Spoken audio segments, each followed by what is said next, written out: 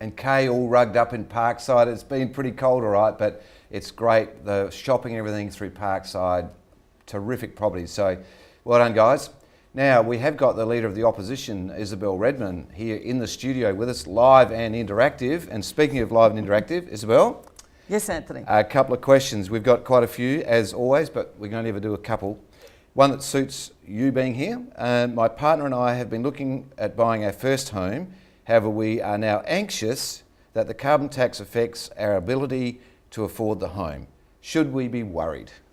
Well, can I say, the carbon tax, I think, is a negative step, and it will increase electricity prices, water prices, and a whole lot of things quite significantly. But my view is you're going to have to pay your electricity bill whether you're renting or you're buying. And as it happens, I've got a son and his wife just got married. They're looking to enter the property market, and I'm really glad that they're trying to do it now because it's such a good time. The prices have flattened, the interest rates are down, and I think it's an ideal time for people to be getting into the property market.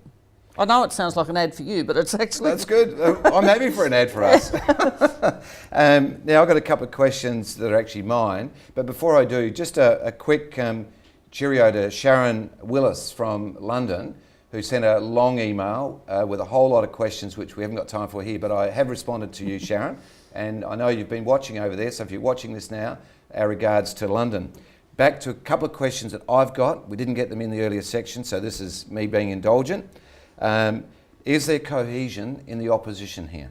Absolutely. It's now 2 years since I became Leader of the Opposition, and we are very much focused on presenting a real alternative government for the people of this state. We've still got 2 years, 7 months until the next election because we have fixed terms, but we are very focused, united, hard-working and absolutely dedicated to the task. Will you be the next Premier? Well, that might depend on whether Mike Rand sticks around. I suspect that once we get to December and he will then become Labor's longest serving ever Premier, beyond John Bannon in December, beyond John Bannon and Don Dunstan's terms. And so I suspect that he might stick around until then, but I doubt that he'll be the Premier going into the next election. And after the election? Hopefully, I will get the chance to be the first female Premier of the state, yeah. Isobel, thank you for being on board. Stay with us. And let's go and have a look at some properties. But before we do, remember, on Friday, we've got Fireside Chat with Isobel. We've got about 20-25 minutes and some really excellent content that we don't have time for live. So make sure you tune in on Friday. That'll be an absolute scoop. So let's go and look at some more properties with Hot Property.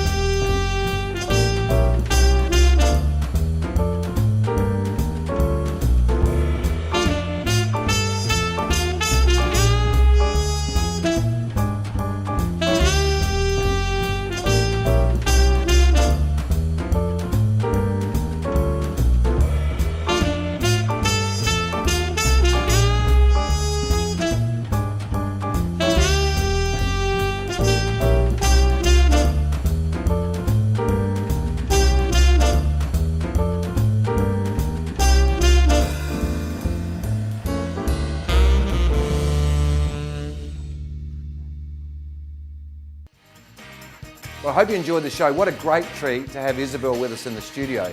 Now, on Friday, don't forget Fireside Chat. It is with Isobel. She's staying on, and we've got more questions of Isobel, which will go to air then. So be sure you tune into that. And of course, next week, a massive show. It's our showdown. And in the showdown, it's shares versus property. And if you've been following the newspapers, that will be compelling watching. And so make sure you tune into that. And it's going to be full on. Share guys taking on the property guys, and you'll be voting to see who wins.